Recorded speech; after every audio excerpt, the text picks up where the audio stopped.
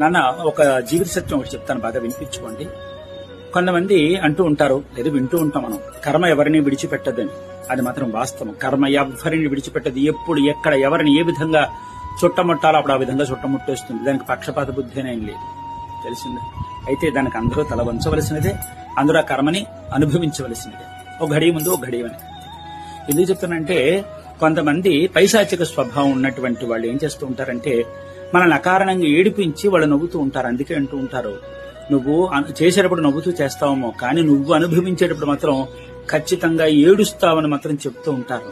అంటే ఎందుకు చెప్తానంటే, కొంతమంది అకారణంగా పాపం వాళ్ళ మీద ఎంతో విశ్వాసం పెట్టుకున్నటువంటి వాళ్ళని మానసిక క్షోభకు గురి చేసి, అబద్ధాలాడి మోసాలు చేసి వాళ్ళని చిత్రహింసలకు గురి చేస్తూ ఉంటారు, మానసిక క్షోభను గురి చేస్తూ ఉంటారు, తెలిసిందా. అలాంటి వాళ్ళు పాపం వీళ్ళు బాధపడుతూ ఉంటారు, ఇదేమిటి మమ్మల్ని ఈ విధంగా మానసిక క్షోభకు గురి చేస్తున్నామని చెప్పి అంటూ ఉంటారు. మీరు బాధపడుతూ ఉంటారు. మనం అంటే ఎందుకంటే బాధపడకండి అంటూ ఉంటాం.